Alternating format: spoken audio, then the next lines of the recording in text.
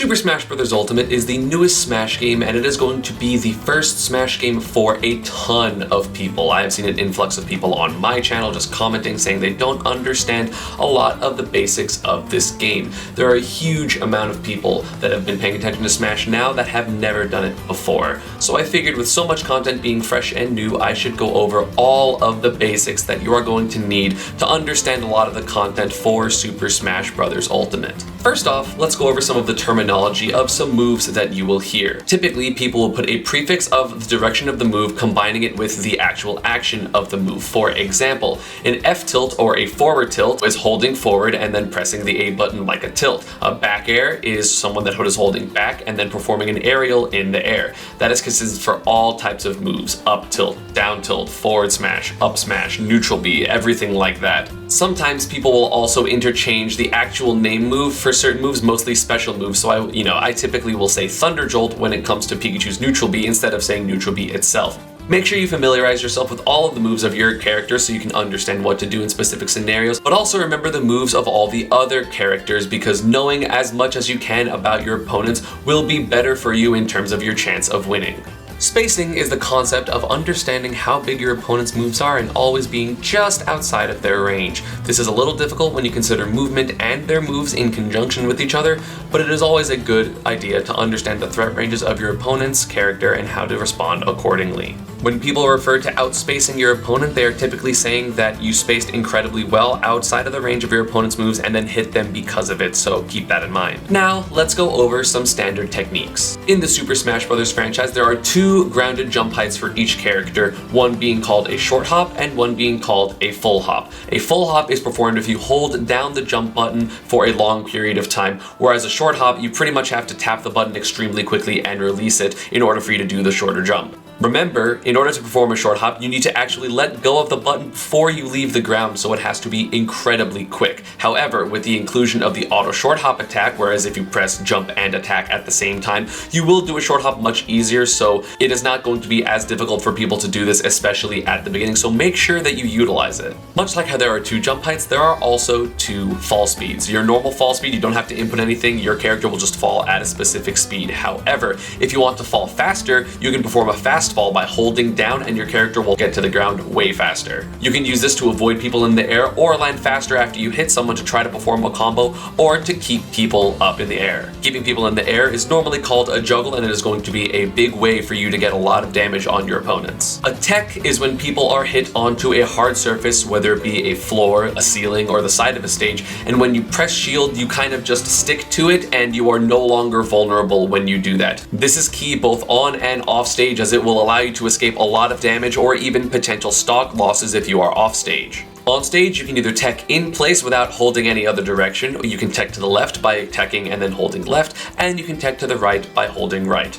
Off stage, you can either tech to the wall by just pressing R or your shield button and you will stick to it, or you can perform a tech jump by holding up, and so when you tech you will actually bounce off and you will be able to recover much quicker. A reverse aerial rush or a RAR is when you are running, you turn around from your run and then jump during that turnaround, so when you jump you are now facing the opposite direction that you were running at. This is very useful in order to do instant back airs, because otherwise you will be hitting, behind you, and if your opponent is in front of you, that will obviously be a bad thing. Or if you have an up air or a random other move that starts behind you, that is very important because you want to get your moves out as quick as possible. Speaking of the speed of moves, let's talk about the basics of frame data, because so many people will be talking about this. If a move is frame 5 or frame 8, what does that even mean? Well, to start, we have to talk about the frame rate of Super Smash Bros. Ultimate. Super Smash Bros. Ultimate runs at 60 frames per second, and so one frame is 1/60th of a second.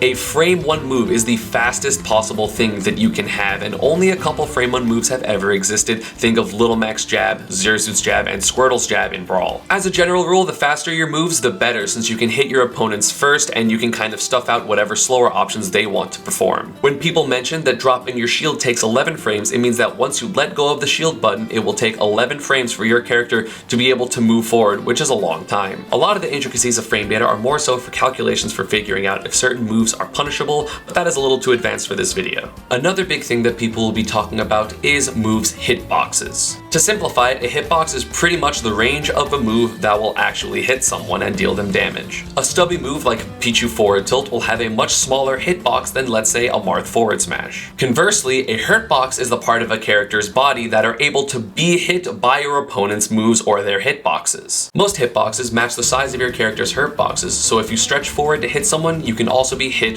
by your opponents from farther away due to the fact that you are stretching forward to try to hit them. When a hitbox is much larger than your hurtbox, that is called a disjointed hitbox because the two aren't connected. They're disjointed. The easiest way to think of this is a sword character. Their moves, being their swords, are much bigger than where their body is, so you can't exactly hit the sword in order to hit, let's say, Marth, so you can't hit their sword to deal them damage. Therefore, the sword is known as a disjointed hitbox. Next up is a pretty big topic, but one of the things that makes Smash so unique, and that is DI. DI stands for directional influence. When you get hit by a move, each and every move has a knockback angle, aka the move sends you at a specific angle. If you were to hold a direction before you are sent flying, you will actually change the angle at which you get hit. This is important for a few reasons. The first reason being that if you DI in awkward ways, it can make your opponent's combos a lot more difficult to perform since you are going into areas that they are not normally used to hitting. Because of this, you cannot just input the same sequence of buttons in the exact same order to get the exact same combo like you can in traditional fighters, because you will have to react to the DI to continue your combos, and sometimes DI just makes combos a lot shorter or even impossible. The second reason that DI is important is for survivability. DIing farther into the edge of the stage, in theory, will kill you earlier, whereas DIing away from it will help you survive longer, but there are actually some specific rules for this. If you are sent vertically, you are going to want to DI horizontally to survive longer. So if a move hits you straight up, you're going to want to hold left or right in order to increase your survivability. If you are sent horizontally, aka offstage, you are typically going to want to hold the opposite direction in which you were sent, so if you were hit to the left, you're going to want to hold right. If you were hit to the right, you're going to hold left to survive longer. There are a lot of intricacies to DI, so it's not exactly that simple, but that's a general rule of thumb. Run canceling is a technique that was used in Melee but is now back in Smash Ultimate. If you have seen characters do running tilt attacks or running smash attacks that aren't up smash, this is actually how you do them. You can do any action out of a run, whether it be your jabs, your tilts, your smash attacks, just by pressing down on the control stick while you are running before inputting the move. This will allow many more grounded options compared to Smash 4 and Brawl because you don't have to shield in order to halt your grounded movement. You can just immediately act out of it, which is huge for gameplay. I know in a lot of my analysis videos I talk about things such as neutral, advantage, and disadvantage, so I want to discuss those real quick. There are three general areas of gameplay in Smash: neutral, advantage, and disadvantage.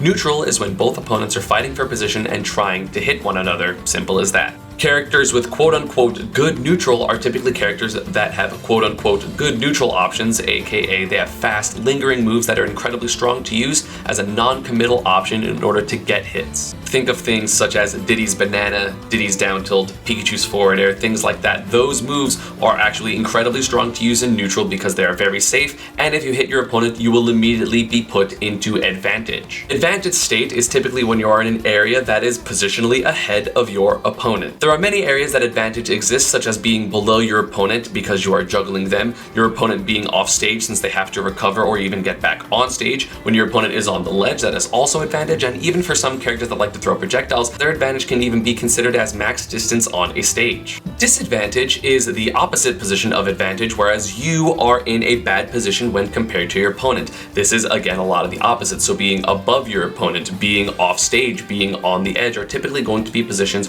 or considered disadvantaged for you. A lot of characters with good disadvantage states are typically just characters that are able to get down very easily, and so you are able to get back into neutral. Pretty much the entire point of Smash is to be playing neutral, hit your opponent to be put in advantage so then you can capitalize on whatever position you are in or whatever your opponent is doing. Each and every character is still going to have a lot of intricacies within them. There are a lot of fast things, and a lot of the things I talked about can honestly work well with each other. Like for example, a typical combo that I do is a forward air, fast fall, short hop, forward air into a fast fall, raw, short hop, up air, double jump, up air. So a lot of these techniques and the things that I talk about kind of mix into each other, and in order to understand Smash at a high level, you are going to at the very least have to understand the basics and then build your knowledge from there. And yeah, that is going to be about it for this one. I hope you all enjoyed, and I hoped it helped because there is so much information coming out for Smash Ultimate, and I want to make sure that you are all able to understand a lot of the things that the pros are talking about.